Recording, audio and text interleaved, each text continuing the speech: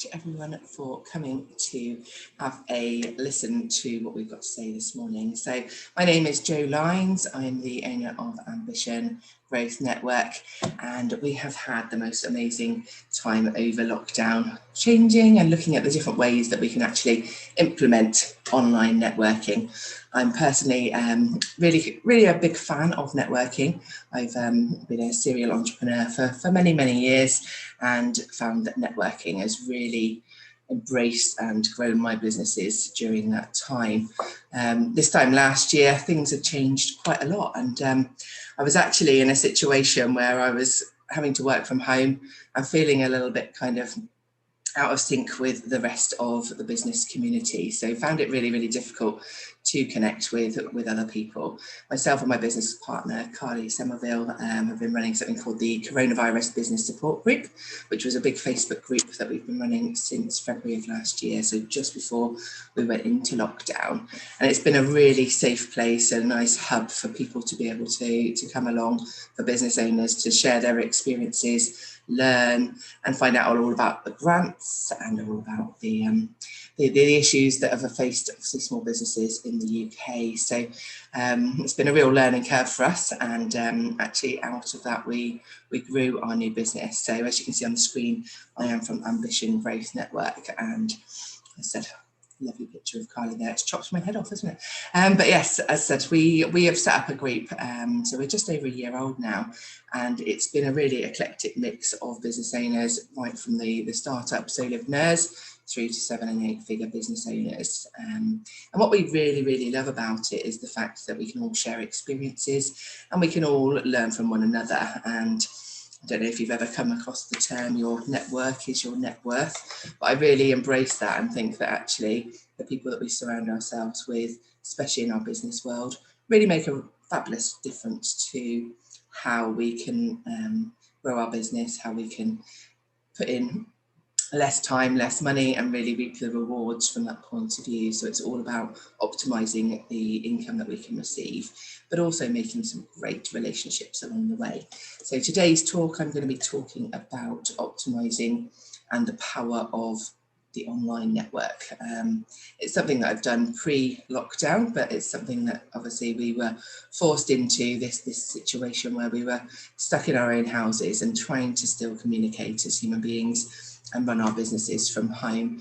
And I've got to say, I'd used Zoom previously before for trying to do kind of one-to-ones or kind of networking, or perhaps meetings, I suppose, obviously with people that weren't in my local area. But Zoom and all of the platforms that have embraced this have really shone during this time.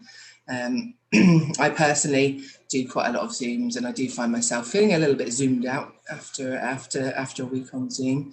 But actually, if we can really harness the power behind online networking, it can really make such a big difference, I think, to how we run our businesses and how we get more leads and generate more income.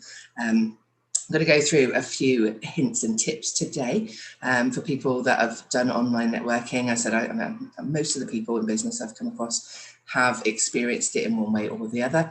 And I said we are part of a fantastic expo today, talking about the digital age and how it's revolutionised the way that we do things. So hopefully you're all quite au fait with computers, you're all quite au fait with obviously the technology behind it, but there's some real key things that really helps to build rapport and helps to give your audience and your future customers a better understanding about who you are, what you do, and how you can actually do business together. So as you can see on my screen today, I've actually got just down the bottom here my name and the name of my company. I think that's really key when you're actually online and you are part of a online networking group, is to be able to do that. I think actually it's quite key when you're looking at people's faces on these screens to be able to understand who they are and what they do.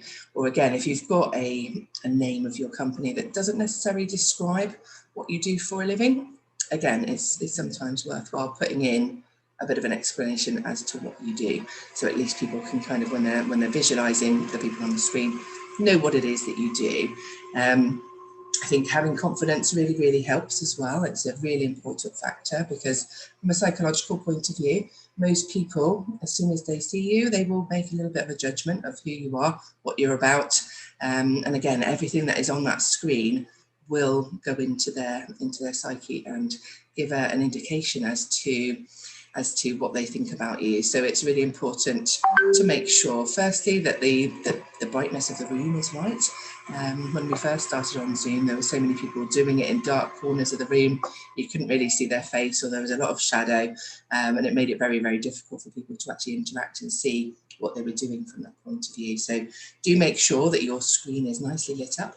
I've personally got a little ring, a light ring, which helps obviously in the room that I'm in, just to make sure that you can actually physically see the face. And as I said, obviously the background again is quite an interesting one. We've had all kinds of things on our networking groups and on some of our sessions from people that are lying in bed or kind of got kids' toys behind them. Again, if the scene that you're sat in when you're doing your Zoom isn't necessarily appropriate for these sorts of things, you can look at putting on a digital background. And as I said, obviously these can be really, really easy to put on. You can do that in the stop video icon within Zoom and choose a background, whether that be of the sunset or trees, whether it be something with your branding on or a logo. As I said, obviously that's up to you to choose what's really going to be best from that point of view. But I've found a lot more people now, sort of 6 months, 12 months into doing online networking, are looking at customizing their backgrounds with a business logo, with a call to action, or even putting on little barcodes or scans to actually link on with their LinkedIn. So I think that's quite important. Looking at obviously the setting that you're in, making sure you're at the right height, making sure that you're actually listening and engaging within that group as well. So focus is really, really key. There's nothing more frustrating than when you're talking to people and they're typing on their phone, or they've got obviously other things that they're trying to contain their focus on from that point of view. So as I said, do try and obviously engage, do try and give some eye contact with the person that is speaking.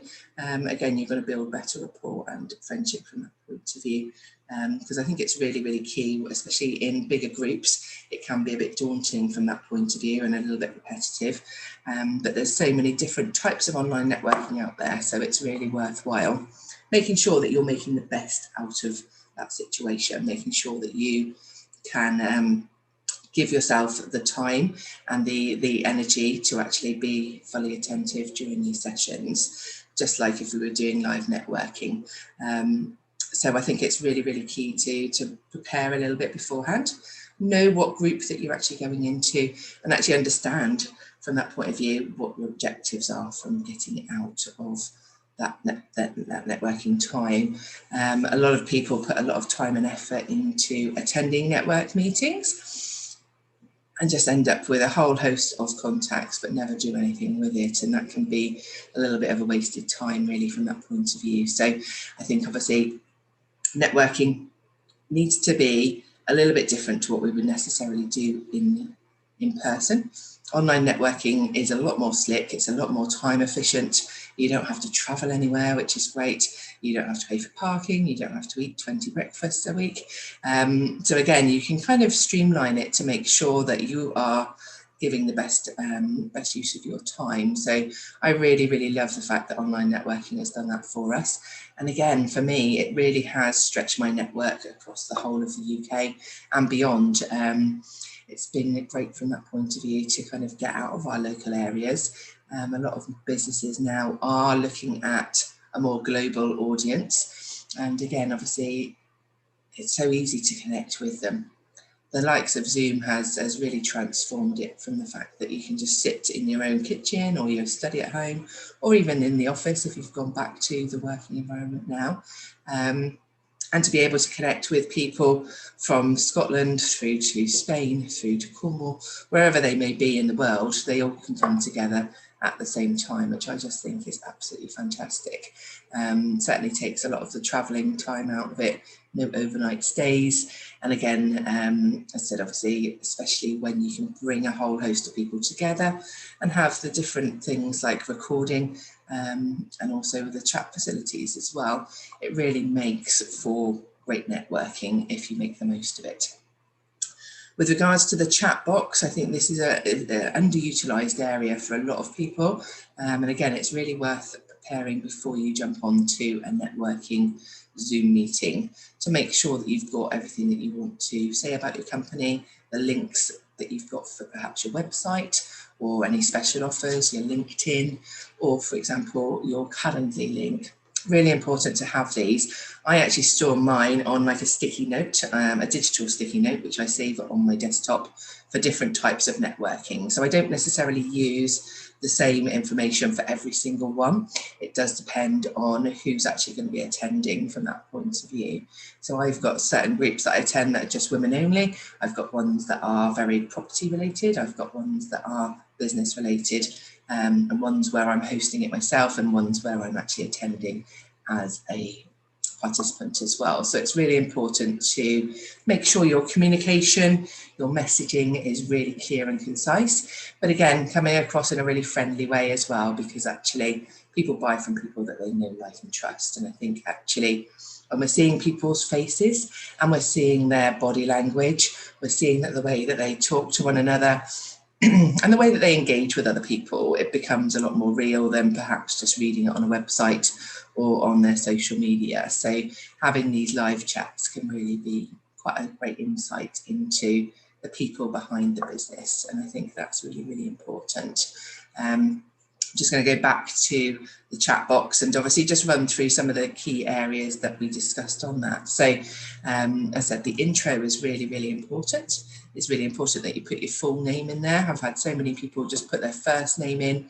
And again, when you save the chat after your networking session is finished, which you do by pressing the three dots at the bottom, you can save the chat and then go in and obviously connect with people on LinkedIn, go and have a look and see what they do, or actually look to do follow-up meetings. So having something like Calendly, I know there's quite a few different calendar type appointment schedules out there, but Calendly is the one that we use. And I think actually it's really revolutionised the way that we do our one-to-one meetings. People can either go through our website to do that, through our LinkedIn, Facebook page, Instagram, etc., or as I said, the majority of the calls that actually get booked in are from networking face-to-face, because actually it's really bringing together the two people that can actually then have a one-to-one afterwards to look at obviously onboarding that person within your business. Every business does differ in the way that they have their funnels, I suppose, from that point of view. And again, if you're selling a product or whether you're service-based, as I said, it can vary on how many touch points or how much time that you spend with each client as well, with regards to kind of how much money that client is worth. But actually today's society, it's all about relationship building. It's all about kind of getting to know your customer and actually taking them on a journey through that. So if you can have a one-to-one with them, they can kind of get who you are and really buy into the persona behind the business. The other key point is to work out obviously how your product or service can really help that person. So it's finding the pain points behind your ideal customers, issues that they're coming up with, and how you can solve that, because actually as human beings we are drawn more to avoiding pain than we are gaining pleasure. And again, obviously in the last year and a half during the COVID lockdown, etc., it has been a lot of stress, pain, and needing to change the way that we process things really from that point of view. So again, if you can give an offer or kind of give an explanation as to your services in a very kind of short, brief overview as to what you do and how that's going to help that person, it really helps trigger something in their brain to say, yes, I need that in my life, and will therefore either look at buying your product or booking in to have a one-to-one session with you, so that you can really help to explain obviously how you can work with them. Networking itself for me has been awesome. I really love connecting with new people, but also developing relationships with ones that we've already got, and kind of really getting a deeper understanding of who they are and how they can help. So I think it's really great to be able to use that chat to introduce yourself. Like I said, try and copy your links because people are a little bit lazy when they come to doing the follow-up. If there's no links there, if you've just got a phone number, some people don't like to do phone straight away. So do copy your links, and then you can copy and paste that straight in. So it's all formatted and looking nice when you are utilising that chat box. Again, it's nice to interact with other people if you've got the time and the chance to do that in there, or saying hello and just being polite and kind in the chat, so that people are aware of who you are. The more your name can be mentioned, the more memorable you're going to be going forward. The other really useful things that you can do on the online networking. So some groups do kind of a 60-second pitch type thing, or tell us about yourself. So again, it's really important that you can portray in quite a short time, obviously, who you are, what you're about, and obviously what you can offer. Again, if you're a little bit nervous about speaking in public or online networking from that point of view, it's really good to practice it beforehand, have a little talk with somebody. And actually at Ambition Growth Network, we provide a really safe space to help and guide you through that as well. So we can actually coach and mentor you on knowing what to say, what to do, from that point of view as well, because it can feel like a bit of a minefield. It can be a bit overwhelming if you've not done this sort of thing before. So, but practice does make perfect, and as I said, people appreciate when you are new. Just be honest with them and just say, this is my first time, etc., etc. So I think online networking for me certainly feels a lot more comfortable. We're sat in our own homes or our own offices, so we're in our safe space from that point of view. But actually it's just about projecting out what we want to say in a confident way. And again, it can be quite difficult if you're an introvert to actually verbalize these things. So again, obviously making sure that you've got the right keywords to use in your pitch is certainly very useful. Again, if you don't like speaking quite so much, as I said, utilise the chat box and direct people to that for further information. I think that's a really key idea. The other thing which I really love about online networking, I think this is a really powerful way to really make those connections, is breakout rooms. Not every online networking group utilises breakout rooms, but I think it's really great to be able to have one-to-one or one to a couple of small group chats with people with regards to what you're doing on it. And again, I think you've got to be really focused on not having it too much as a sales pitch. A lot of people go in all guns blazing, sell, sell, sell, before they've really got to know the people in the group. So I think it's a case of just going in a bit easy, like you would do in a normal setting, and actually building up rapport with people before kind of pushing, obviously, things that you do on them. Because if you're too pushy, people will pull back from that. And as I said, first impressions really, really matter. You only get probably 3 to 7 seconds to build that idea of who you are in someone's head. I don't know if you remember going to kind of in-person networking, and you've got those people that just go around with their business cards and shove it in your hand and then push off and disappear from that point of view. It can feel a little bit like that if you just go into a breakout room or onto an online networking and just sell straight away, because actually listening is the key part.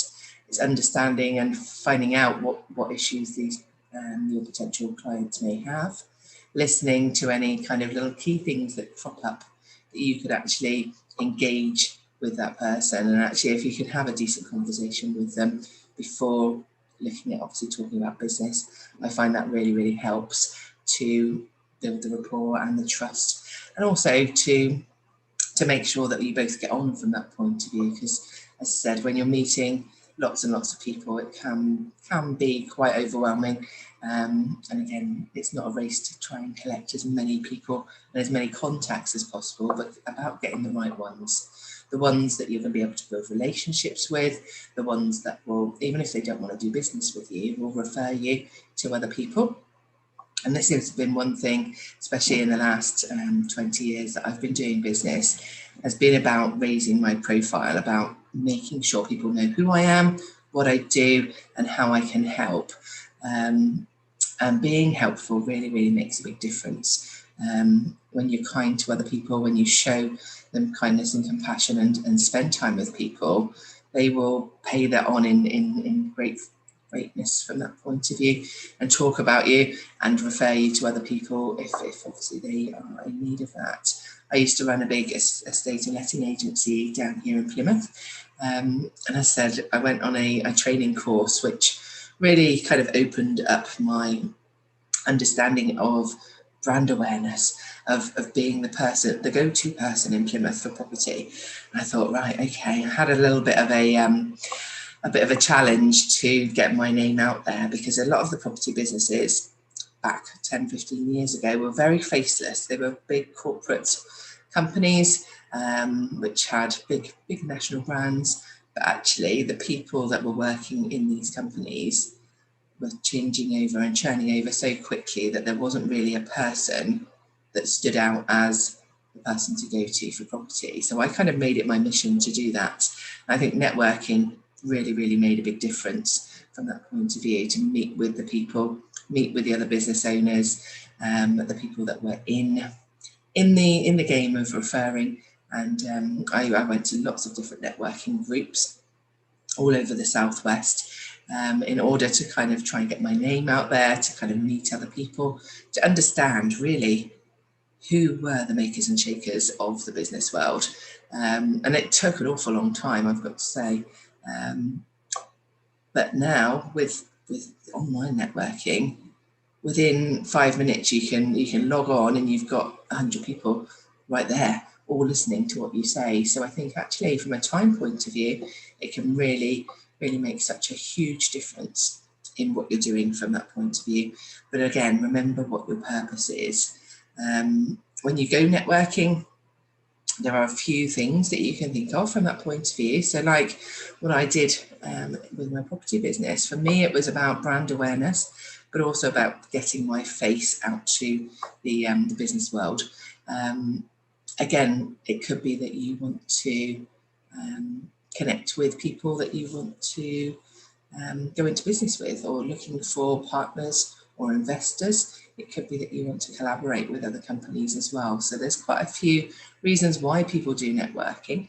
And again, as I said, obviously the different organisations will have different reasons as to why they want you to turn up and what you're actually going to get from it as well. I really quite like the networking groups that do referrals, because I think actually that is great, Jane. You can go along there, speak to the people that are there. And I love giving referrals. So people that I've used know that I can recommend to other people. And again, by referring other people, it comes back, it reciprocates as well, which I think is absolutely fantastic from that point of view.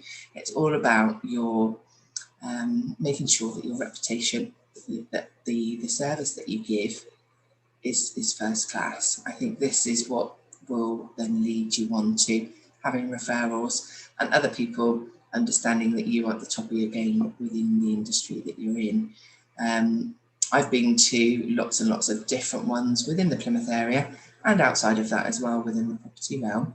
But I think with online, you've got the opportunity to go networking with other people in your industry, but as well as that, outside of your industry, and find out what they do, how they do it, how are they embracing online technology to build their business as well. And I think actually conversations like that can be really meaningful and really collaborative as well from that point of view.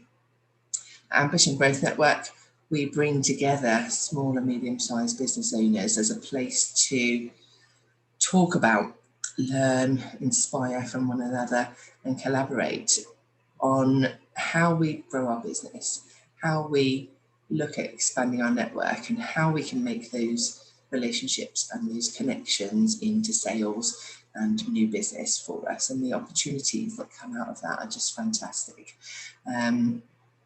Again, it's like having a business community around you, a little support group that are cheering you on and are there to help you in the good times and the bad times as well. Because as I said, obviously social media nowadays gives you this picture that everybody's doing great and everyone's having a great time and are very successful, but very few people talk about the things that have gone wrong the failures that have happened, and how we kind of learn and grow from those things as well. And I think actually personal development's really, really important. As you grow as a person, so does your business. And it's understanding the key factors behind how we get new business. Networking is one of the best free tools that you can use to grow your business. And I tend to find actually the businesses that we encourage and get through networking tend to stay with us longer, because they've actually seen us face to face, whether that be through a computer or not. But actually it really helps to develop those relationships forward from that point of view. I'm going to talk about following up, because this is one area that I think a lot of people, when they go networking, really just forget to do, or they do it badly. So I don't know how many of you have gone around collecting business cards in the past. I've got to say, when I first started in business, it was like, oh, my first ever business card. It was like, obviously, just getting this stamp of approval to say, yes, I'm a business owner. And it was a really proud moment. But in the last couple of years, they've really fizzled out, because actually we've not been doing the actual face-to-face networking from that point of view. Ambition Growth Network have actually collaborated with a new startup called Contap, which is a great online, so it's an app that you have on your phone, which basically gives you a digital business card. And I think the technology behind it is great. It's a really quick and easy way to connect with people. But again, you can utilize this on online networking as well. So basically, you've got a link that you can copy into the chat box, and it'll automatically download it into your computer or to your app, with all of their details, links to their social media, have their phone number and everything that's on there in one quick, easy place that you can then upload onto your spreadsheets, or for your MailChimp, or kind of looking at obviously integrating it within your business CRMs and things like that, which certainly saves a lot of time and hassle. Gone are the days where you've got 500 different business cards obviously piled up and not really knowing what to do with it from that point of view. I think the last few years has been a massive change in how digital technology has really taken over the way that we do business. I received a little Thompson book in the through my letterbox the other day, in the yellow pages, and they were this thin. They were really tiny, because actually the majority of people are now going online. They're now utilising websites, SEO, social media, networking, and actually looking at doing business in a very different way. So it's really important that your contact details, your social media is up to date, that you're putting good content out there. And again, that's in line with your ideal client. So you're actually speaking to the types of clients that you actually want and that you need within your business to grow it and become have more profitability from it. So I think you are the face of your business. You need to be able to connect and grow. You need to be able to inspire the people that you talk with to actually come and find out what it is that you do and how you can help them, because ultimately people buy from people they know, like, and trust, but there also has to be a massive benefit for them to do so, and a need for that as well. So I think focus is really keen, just to make sure that you know what your purpose is when you're doing your online networking, to make sure your communication, and also all of your communication across all of your branding, your social media, your websites, is consistent as well. Make sure it's talking to the right people, and making sure that obviously it's answering the pain points of your ideal customer. I think when you're doing online networking, a lot of people do just see it as a little bit of a chit chat amongst friends. I think once you kind of going in the same groups all the time, you do develop a friendship from that point, but you can lose focus on why you're actually there. So it can be a little bit like just scrolling through social media aimlessly. You're not really getting the whole reason why you're actually there. And ultimately, you want to be doing more business. So keep a little bit of focus on it. Be friendly, be kind, utilise the time that you've got with those people. But remember, obviously, follow-up is really key. And again, one-to-one, that can be really great. I tend to find that networking works for me best when I actually do a little presentation or a talk. So this could be something that actually, if you are trying to get your message across through the power of online networking, is to contact the people that run the different networks. So I said there's hundreds of different networks throughout the UK. And actually to have the opportunity to do a little talk, a bit like what we're doing today, can actually give a bit more of a deep dive into your business, what you do as a business and how you can help the customers as well. So as I said, don't be scared to contact the people, go along a couple of times, see what it's like, see what they do, and then obviously just message them to see if there's an opportunity to do a spotlight, to do a short little intro. Because again, obviously all eyes are on you and will give you that kind of extra credibility, but also give you the opportunity to shine, to actually engage with them, be energetic, be charismatic, and make sure that you engage really fully with the audience that are there. You'll find that you'll get a lot more inquiries back, and obviously a lot more people wanting to talk to you to find out how you can help them. So try and elevate your profile, try and get in there to talk with the people that are actually hosting the different networking things. Or if not within your business, if it's suitable, you could actually look at hosting your own networking events. Here at Ambition Growth Network, we've been doing online for the last year. We've done a couple of face-to-face meetups in between lockdowns, but they have been very restricted. But we are really, really looking at coming back now to actually having a nice mixture of online events as well as the local events as well. But actually, I absolutely love the online stuff because, again, it reaches a completely different audience. Again, it's a much wider range of people from different parts of the UK that can actually come together and be part of it and share the different experiences, because actually we all go through different things and it's really nice to actually support one another through that as well. So obviously networking, do it. It's a fabulous thing to be able to do. And again, I think for me, I like to change it up every time I go networking. I don't like the same elevator pitch each time. Some people like to have that regularity and just say the same thing each time. But I think it's giving you that opportunity to make it a bit current, to make it a bit different, and actually try and get something that's relevant as well, obviously, for the group.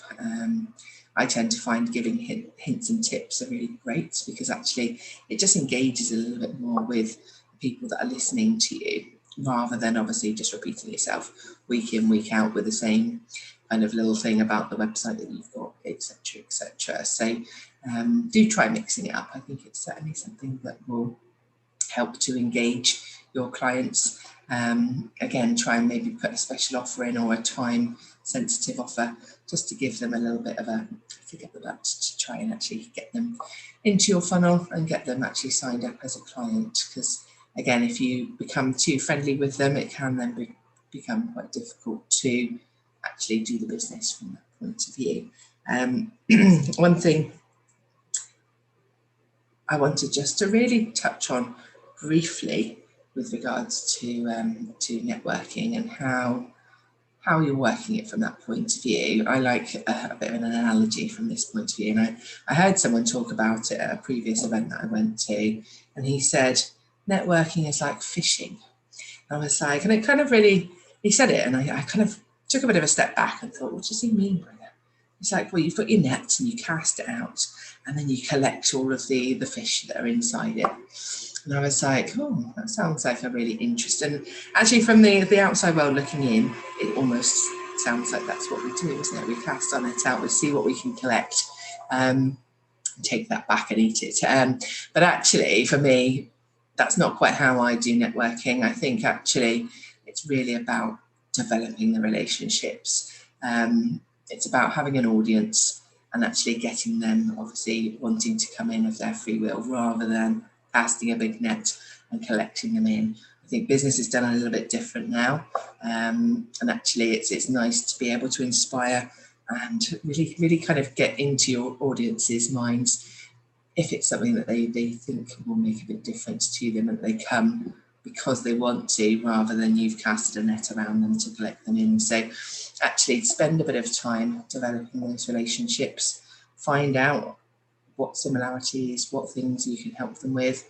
And as I said, obviously have some talk that's not necessarily solely focused on business, because at the end of the day, business owners are still people, and actually their emotions and the way that they think will be as a person rather than as a business. So I think it's really important, that rapport building, to be able to do that, to find likenesses and to help them as well. I think obviously when people help us, we remember who they are, and actually that's a really, really key point from that point of view, because especially when you're on large networking calls online, it can be like you're looking for a needle in the haystack. I mean, there can be hundreds of people on some of these calls, but it's the one-to-one connections that you'll really remember and will make a big difference, obviously, going forward from that point. So take a bit of time, work out what you're going to say, how you're going to present yourself and your business. Take a little bit of time to write down,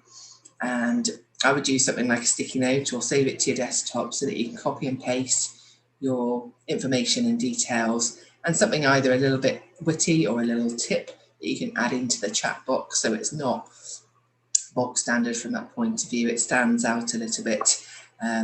Perhaps use some emojis or something like that as well to actually make it a little bit more fun and stand out from everybody else's on there as well. I think in business, it's when there's so many people doing similar kind of things, it's really working out how to stand head and shoulders above everybody else, above your competition, whether that be through price point, whether it be through branding, whether it be through the actual products and services that they're given. But at the end of the day, obviously, customer service, how they feel makes such a big difference, because that's in the essence of things.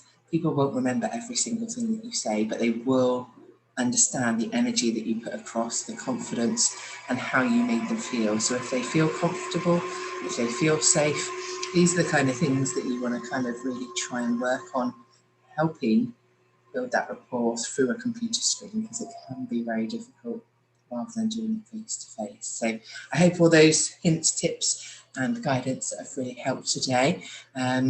I'm Jo Lines from Ambition Growth Network. If you guys are interested in learning how to take your business online, how to optimize your income, look at obviously ways that you can grow yourself through personal development, through business growth, and actually collaborate and come into our network, then do please get in contact with us. We've got a stand here today, and we'd love to hear from you. So thank you ever so much.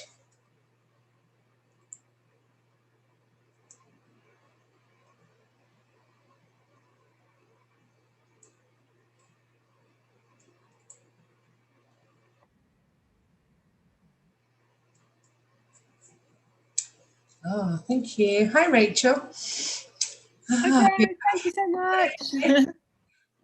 That's brilliant. Absolutely so interesting as well. Really, really amazing. Thank you so much. Oh, you're welcome. I had no idea what I was going to say.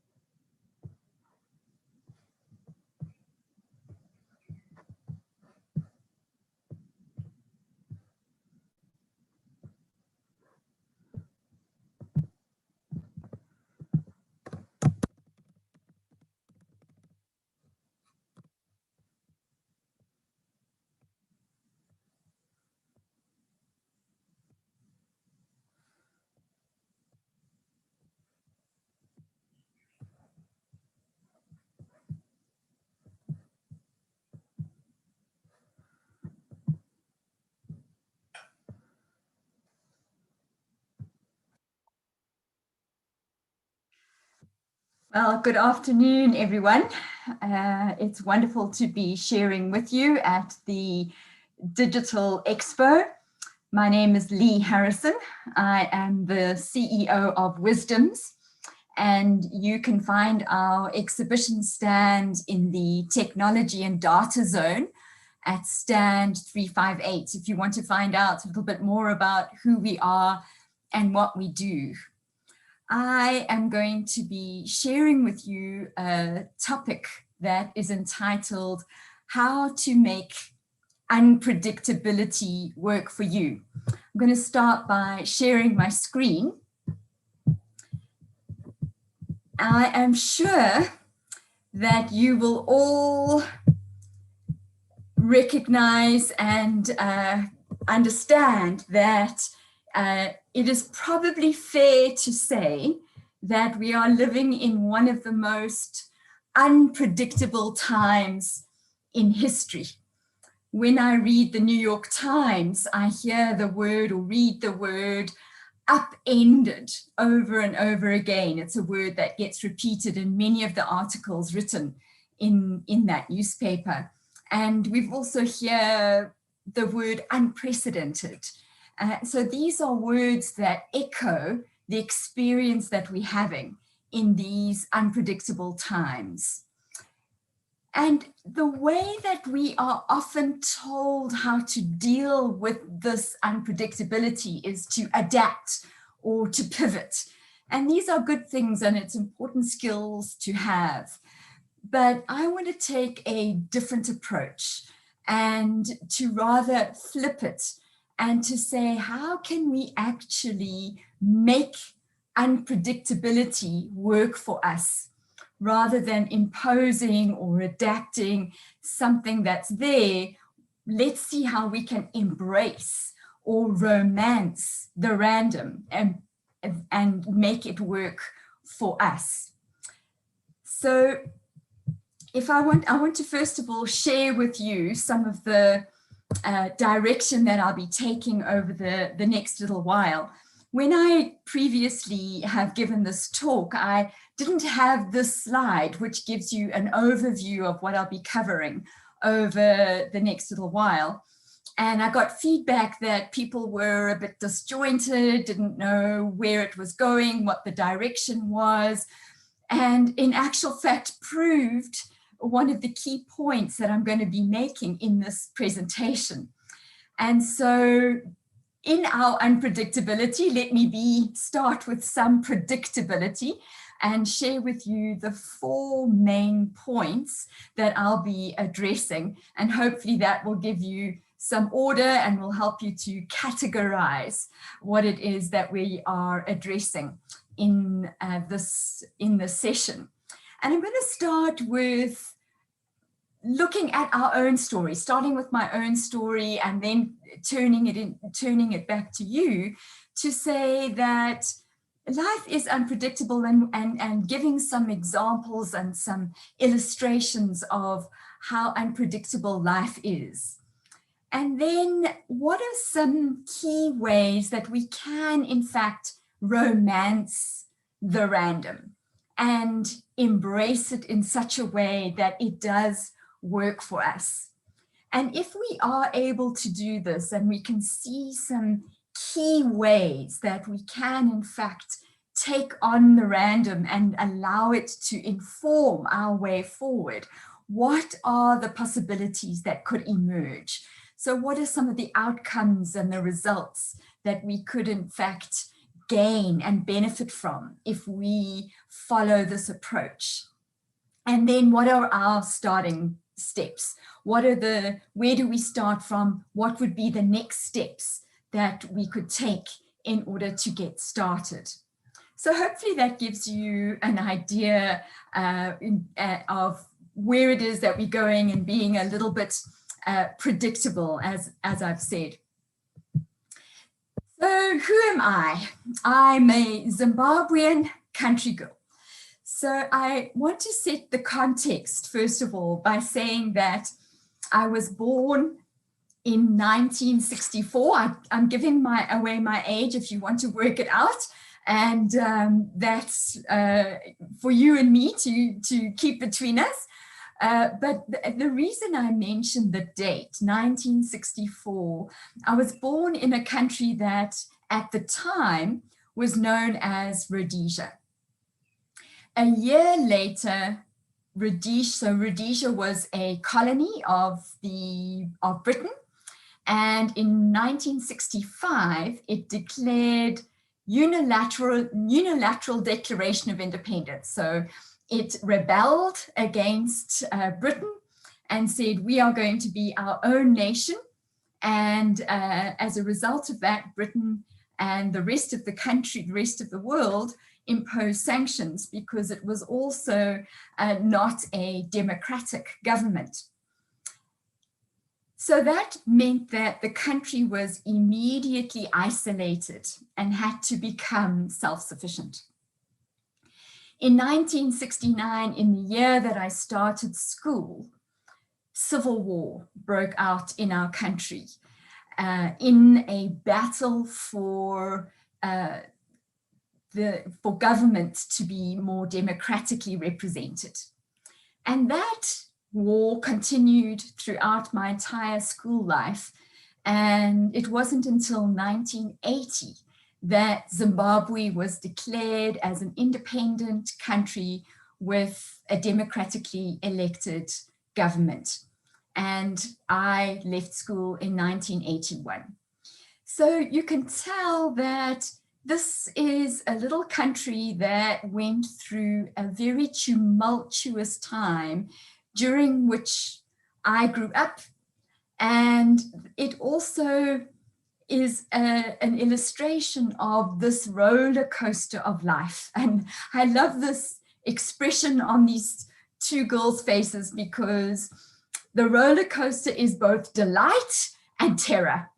And that's exactly what my growing up life was like. There was terror for sure, but also the happiness of growing up in a family, the oldest of 5, a warm, loving family. I had many privileges. I had a wonderful education, great experiences growing up in farm area. And this is also what makes up the ups and downs of life.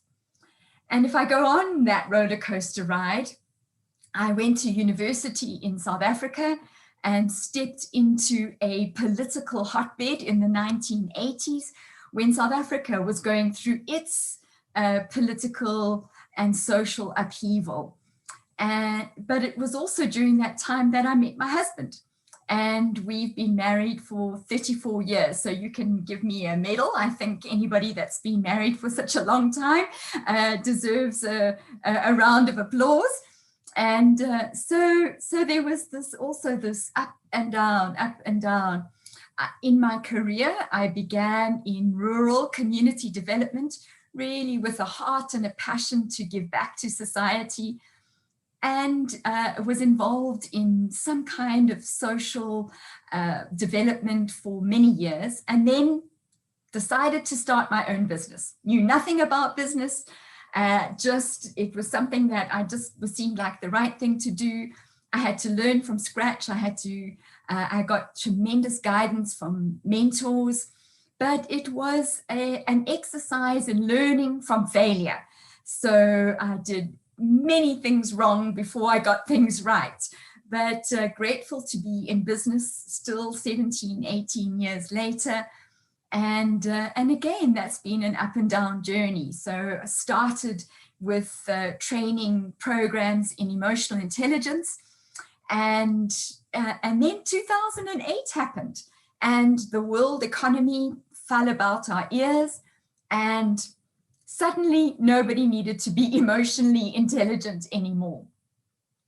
And so that program stopped being something that companies were looking to invest in. I formed a partnership with somebody that involved me going more into sales and negotiation, training and development, and that really took off and was really flying and was doing tremendously well. And then the agreement between myself and my business partner changed. She owned the business. I was just a distributor. And with the change of that arrangement, things changed, and suddenly my business had to adapt to something that I had no control over. And that's where I formed my partnership with Wisdoms.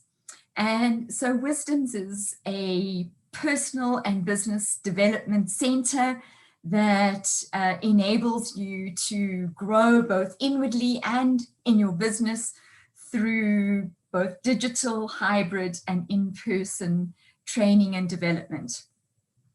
So that's a little bit to explain to you that life just has this ups and downs, and things get thrown at us, things that we know, that we don't know, things that we control, things that we can't control. And that is the unpredictability that we experience of normal life, let alone what we're going through at the moment. And so I think about you. So where are you? How has the unpredictability of life affected you? As I shared something of my story, you know, what were you being reminded of? What came to mind in terms of the ups and downs, the roller coaster of life that you've experienced? And then especially think about the last 18 months. And this, one of the things that I realized that I had to let go of, which is something that is absolutely embedded in who I am as a person, is planning. I love to plan. I love to know the way ahead. I love to be in control. And suddenly those things were not available to me because I didn't know what level of lockdown we were going to be in. I didn't know, you know, what was going to change at any moment in time. And so what has been the impact of this swings and roundabouts and ups and downs? What is that? How has that impacted you?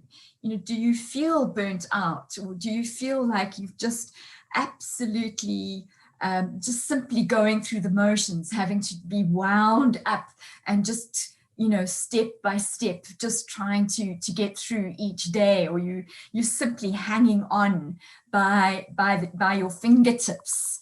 You know, which, if you were to look at any one of these images, is there one that particularly stands out for you that would describe how this unpredictable environment that we've been living in has been affecting you over the last little while?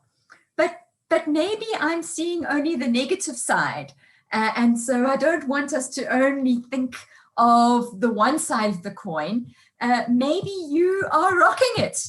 Maybe you're just that person that's riding the hills and the valleys with incredible aplomb and great vigor and energy, and you're rocking it. In which case, please tell us your secret.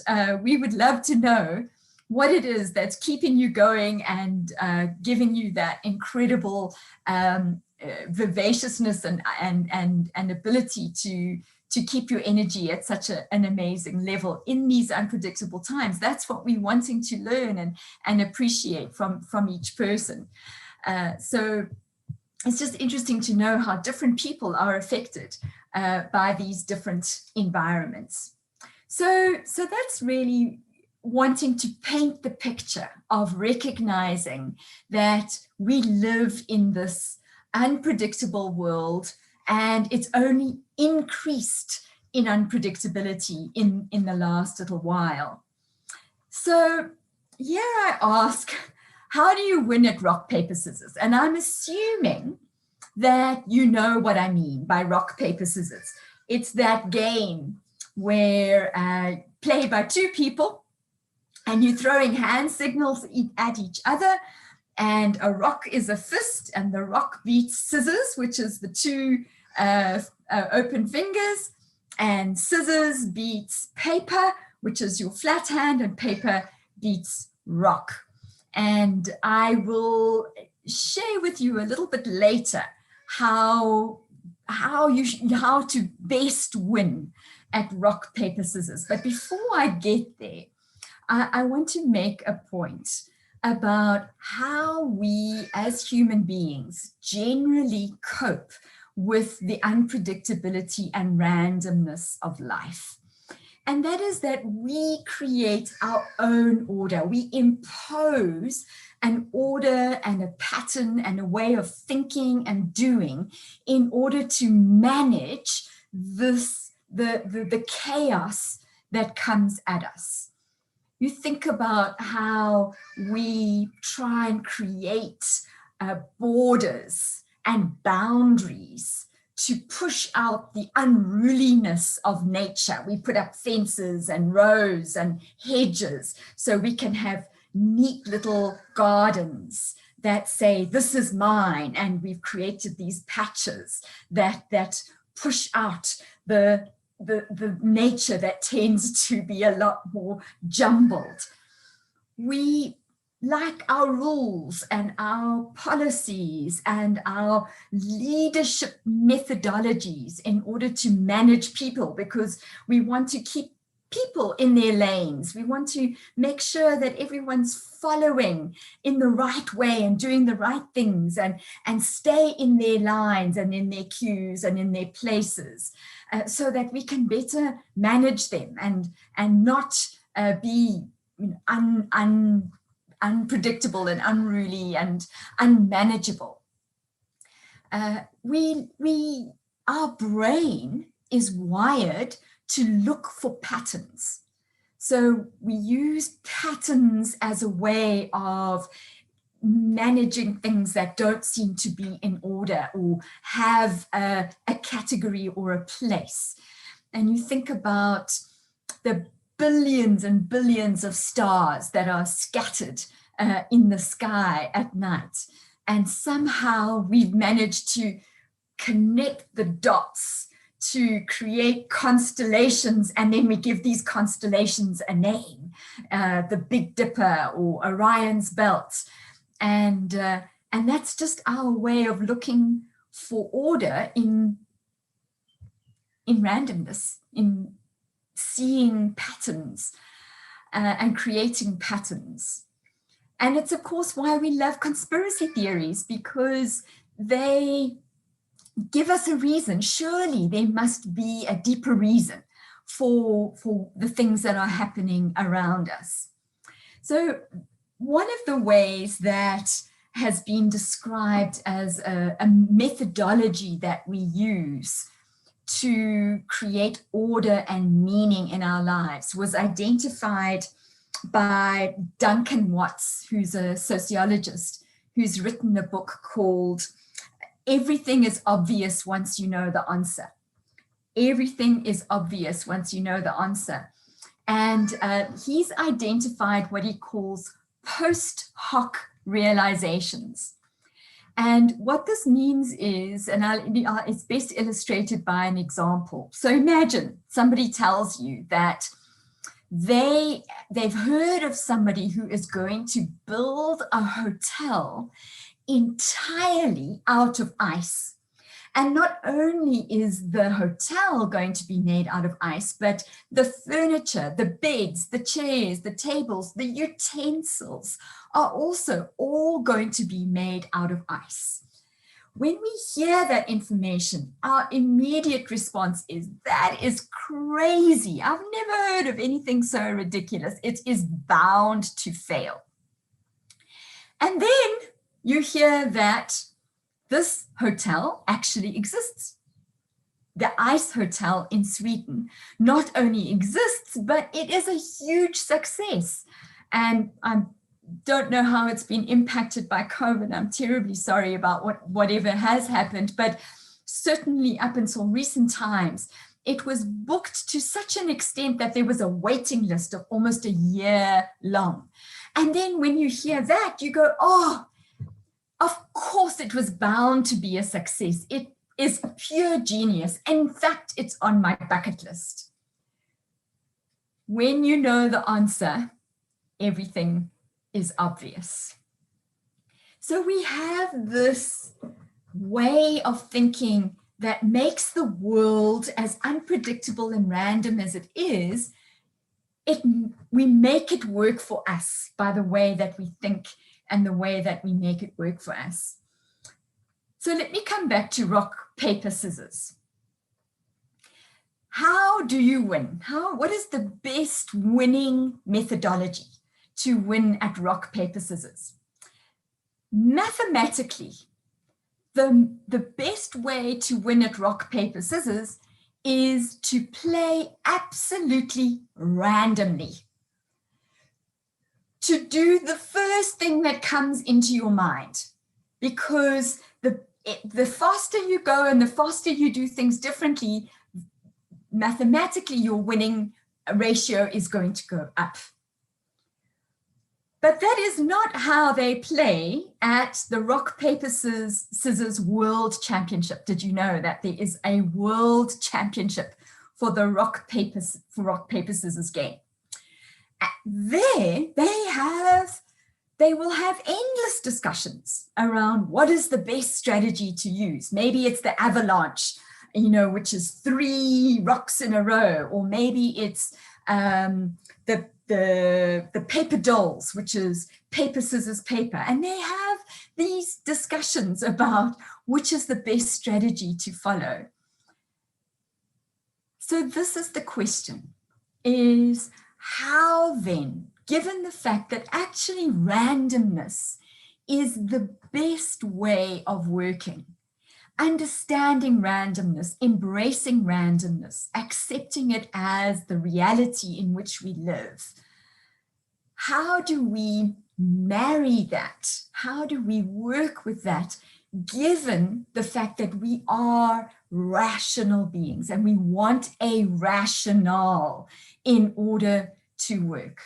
So that is what I'm working on here, is let's accept the unpredictability of life. Let's work with this randomness by using a rationale that doesn't create something that is outside of that randomness, but works with it. So what do I mean by that? Here are 4 ways that we can romance the random. The first is probably the most difficult for me. And that is because I've spoken to you about the fact that I like to plan. So with planning goes diligence. I like to do things well, and I like to be well prepared, and I like to have things in order. And that makes me very conscientious. I have been called a perfectionist in my life, and it's something that I'm trying to work hard not to be. But it's an interesting thing that a man by the name of Richard Wiseman, he is a psychologist at the University of Hertfordshire, has been studying luck for many, many years. And luck is a signal of randomness, of unpredictability. We have good luck and we have bad luck. And in his studies, he asked people whether they thought they were lucky or weren't lucky. Just based on your own opinion. Are you lucky or aren't you lucky? And he realized, or he recognized, that there were a good portion of people who said, no, they thought they were lucky. And then he measured it against, what did they win? How did they demonstrate that luck? How did they experience luck in their lives? And he found that the people who identified themselves as lucky definitely experienced more luck than those who said they were not lucky. So how does that work? And what he realized is that lucky people who see themselves as lucky, have their blinkers are off. They have a peripheral vision that kind of keeps an open mind to things that might be outside of the narrow vision of people who are very focused and very conscientious. And so one of the ways in which we can romance the random, for those of us who are eyes down, very goal focused, trying to make things happen to the best of our ability, is let loose. Stop trying so hard. Let the reins go a little bit. Stop being such a control freak and let things ride a little bit. So that's the first thing. The second thing is taken from a book by Frans Johansson called, he mentioned it first of all in his first book called The Medici Effect. And then he also outlines it in the Click Moments, and he calls it intersectional thinking. Intersectional thinking is where you create collisions that would not normally happen, where one thing is a very different way of thinking, or two different ways of thinking, or two different industries. You find them connecting, and suddenly in that connection, there's a spark of an idea that would not normally have happened. I think of the clients that I've worked with in big corporates. I've worked with big IT companies, and I've understood what the last mile means. I've worked with retail companies where we've understood something about this mix of how to recognize what is fashion, how much do you dictate fashion, how much do you listen to your customer. These are industries that are completely outside of my industry of training and development. And yet thinking about the last mile, for instance, triggers for me, what is it that I'm doing to connect more deliberately face to face with my customer? So they're questions that enable you to think differently outside of the normal way that you would think. One of the things that Frans Johansson recommends is that you buy magazines, for example, that you would never have read before from an industry or a sector that is completely outside of your normal interest. And he tells the story of the CEO of a multinational media company who took 5 magazines on weddings off the stand at an airport, and how that just led to one incredible idea to the next. So intersectional thinking, creating collisions. So in actual fact, you're using the randomness of life to create collisions that spark new ideas. The next thing is in randomness is because you can't guarantee success. You don't know what's going to work and what's not going to work. And so to put all your eggs in one basket, to make some grand way forward and say, this is the way we're going to go, is very risky. And so Jim Collins in his book, Great by Choice, talks about firing bullets and then cannonballs. And he's using the analogy of ships that would battle against each other in the high seas in the days where you were battling with muskets and cannonballs. And obviously you've got a lot more bullets than you have cannonballs. Cannonballs are very expensive, and you have to know how you're going to hit your target to be able to use them efficiently. And so they would fire bullets until they had lined up their target, so they could see exactly where it was that they wanted to shoot. And then at the point where they saw the bullet was hitting the mark, then they would fire the cannonball. And that's the principle of working with minimum viable products, or putting something into the marketplace where you try something, you see if it works, you get feedback, you then tweak it, change it, and then you put together the final product or the final solution. And that's then where you fire it because you know you've tested it enough, you've tried it enough to know that this is going to work. So that is another way that you romance the random. And then because that takes work, because that takes effort, because that takes energy, you need to work with people who have a passion and an energy in that area. So if you're working with a team, you're trying new things, or you're testing out ideas, and even with yourself, what is it that you're going to go for? What is the direction that you're going to follow?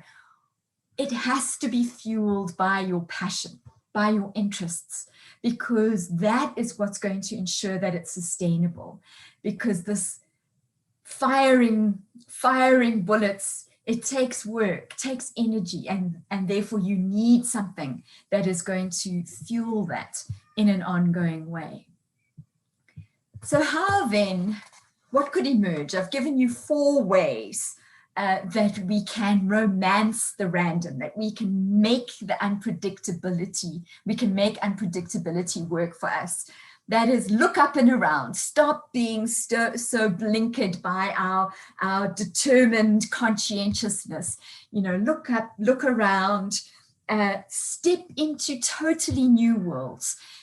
Try something completely out of your normal way of working. See what collision you can create that would spark a new idea.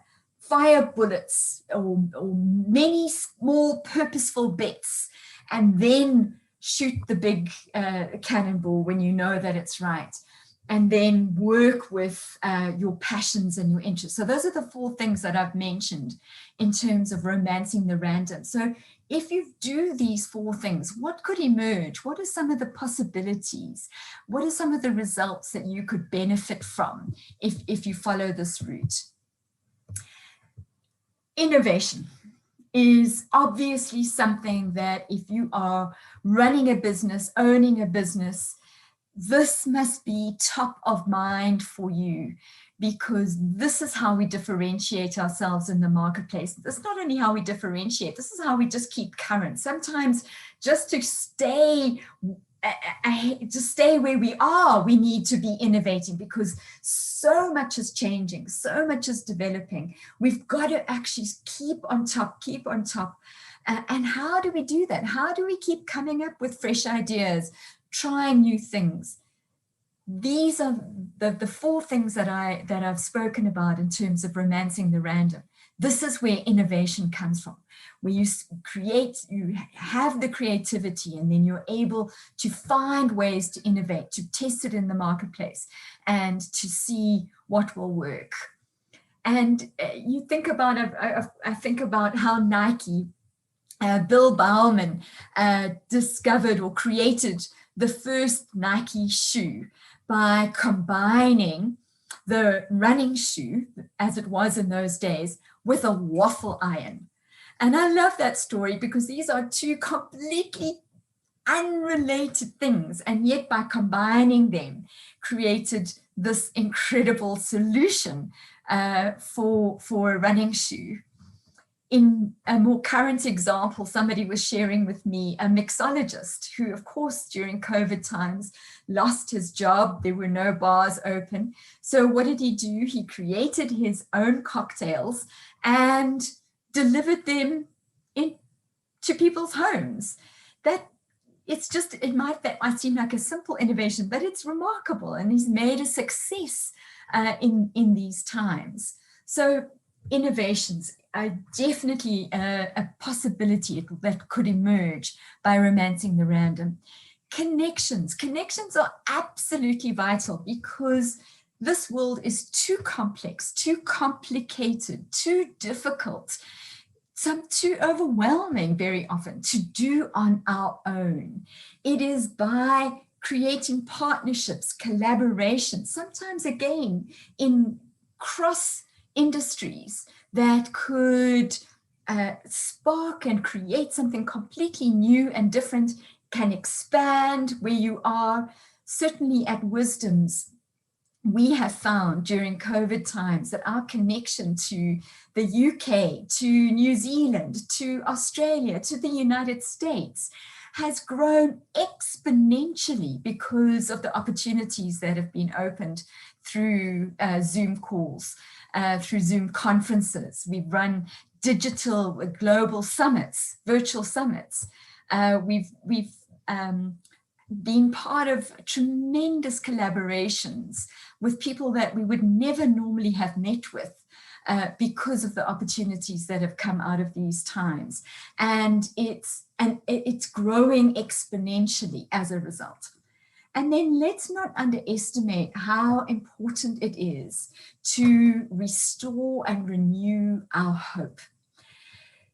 We can get despondent, and we hear over and over the difficulties that people are facing in terms of mental health, emotional health, that being in lockdown, not having the freedoms, being separated from families, not having our normal comforts, the concerns, the worries, the losses, the trauma that people have experienced have really created tremendous burdens and difficulties for people. And this is a time where we need to find that energy, that passion that is going to revive hope in the new, in new possibilities, in things that we did not think were possible or did not know that we could do up until now. And so it's that, it's also important to see that this is a vital way of finding and reviving that hope. So what are the next steps? So if we just look back over what we've been talking about, I spoke about the fact that our lives are unpredictable. And I'm sure you had a moment to reflect on the unpredictability of your own life that you've experienced across your life, as well as in your own over the last little while. And then we looked at 4 ways that you can romance the random, given the fact that the way that our brain works is we want to create order out of chaos. And so we have these mental strategies.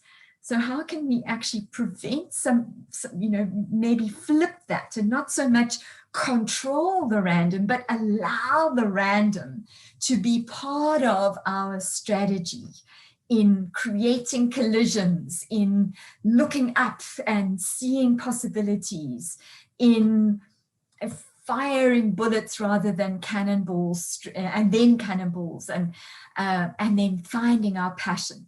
And then the third thing that I looked at is, so what would emerge from doing those things is the innovation, the connections, and the hopes. So I end with, what do we do from here? What are our next steps? What are the steps forward that we can take that is going to help us to, in fact, make unpredictability work for us? And it's this counterintuitive statement. Take your eye off the ball. Take your eye off the ball. And I want to illustrate it with 2 stories of my own. And the one is from my growing up years. Growing up in Zimbabwe, I was a country girl, and farmland surrounded us, even though I grew up in the village. And one of the things that my dad loved to do was to go fishing. And I was his chosen fishing buddy. At the age of 5 or 6, it would be 4 o'clock in the morning, dark, mostly cold. And he would come tap me on my shoulder, and we would sneak out of the house so we wouldn't wake anybody else up. He would have packed the tomato sandwiches, and off we would go, and he would drive to the dam, and we would launch this little rowing boat, and it would be absolutely still, as you can see in this picture, with the mist just rising off the water as the sun rose, and all you could hear was the plop, plop of the oars in the water. My father was very strict. We were not allowed to talk because that would frighten away the fish. I think it was mainly to keep a 5-year-old quiet. But it's certainly that quiet, that peace, that moment of being absolutely one with nature. And then all you would hear was just the rod line going out, and again, just the plop of that into the water, and then the reeling in of it. And we would sit there with our hot coffee, tomato sandwiches, and just be in the moment. And that refreshment, I can, it's as vivid to me 50 years later as it was then. And I realized these are the moments that restore and refresh and open our minds and our eyes to possibilities that we wouldn't normally have if we didn't take these moments. The other experience that I had in terms of next steps of embracing the random and taking your eye off the ball and doing something completely different is I, for some bizarre reason, decided I wanted to climb a wall. And so went to a climbing gym and dragged my poor husband along, who also had never done any climbing before. And I can tell you, I was absolutely useless. I climbed about 2 meters up the wall and then just froze. I was stuck on that wall. I think of myself as like a spider, but not in a good way. I was just absolutely plastered onto that wall and I couldn't go any further. And so gave up. But then came back the next time and it was interesting. My husband, of course, got a whole lot further. And when he got into the car, he said, "Oh, that was amazing. I found that such an incredible experience." And I said, "Why?" He said, "Well, you were, we learned how to belay and I was holding the rope that held that he had up as he was climbing the wall." And he said, "I had this incredible sense that everything was going to be okay because you were at the other end of the rope." And I suddenly realized that I didn't have that same level of trust in my husband. So that was a wake-up call.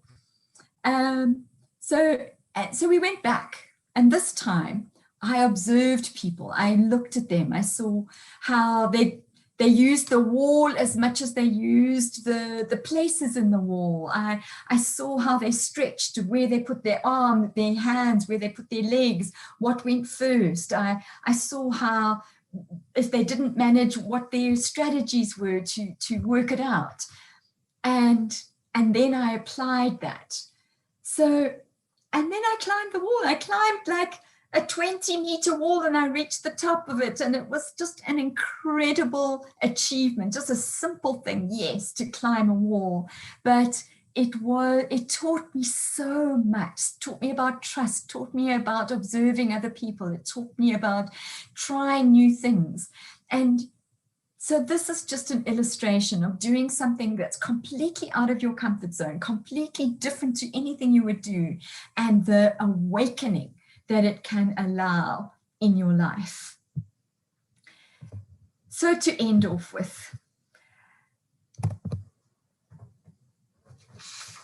Herb Keller is the former, the founder and former CEO of a world-renowned company, and that is Southwest Airlines. In fact, it is celebrating its the 50 years since its first commercial flight. And his words here, we have a strategic plan. It's called doing things. So what are our next steps? How do we make unpredictability work for us and romance the random so that it works for us? Not creating a set in stone strategy, not imposing some order that doesn't exist, but at the same time, not allowing the hurricane of unpredictability to overtake us.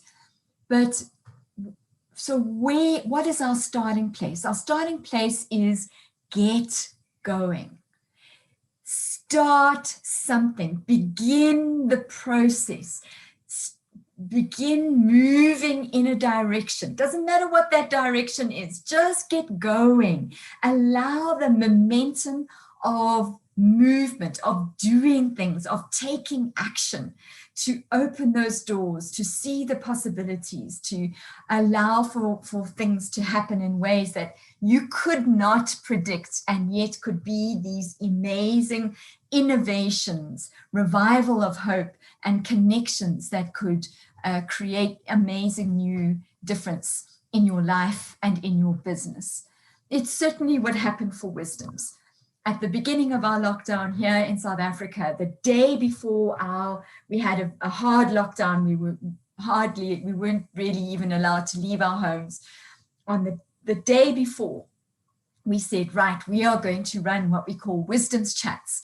Every day for half an hour, we're going to have positive conversations for people who want to make a difference in society. And we have spoken about everything that's related to the context that we find ourselves in, how we make a difference, goals, possibilities, stories. People's stories have been absolutely mind-blowing. We've been inspired, we've grown so much, and those Wisdoms Chats continue 18 months later. And through Wisdoms Chats, we have grown our business, met incredible people, and built an amazing business and opportunities, including being here at the Digital Expo. If it hadn't been for taking that very first step of let's do something. We don't know where it was going to go, but let's do something. Wisdoms Chats. Doesn't matter who's there. We're going to gather, even if it's the three of us, our three business partners, Trevor, Ivan, and myself. We're going to show up. We're going to be there. We're going to start it. And then here we are, 18 months later, exhibiting at this Digital Expo, presenting here on this forum. Just an incredible opportunity. And that's what I invite you to do as well. So wishing you well.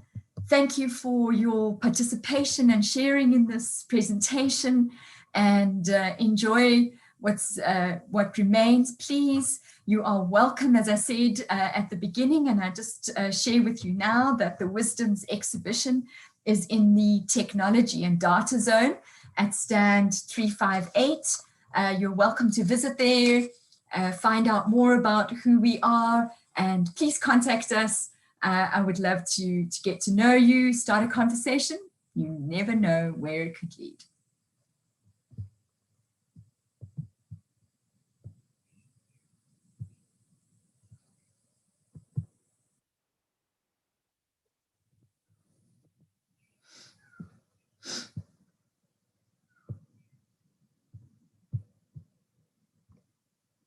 Mute. I'm on mute. Thank you so much. That was brilliant. Thank you, thank you, thank you. Okay, thanks, Charmaine. I'm so glad that it worked. It's a strange place to be speaking into a void in a way. Yes, it is. I'm glad it came across well. Thank you so much, and enjoy the rest of your day. Thank you so much. Thanks for setting it up. All the best. Bye. Bye-bye.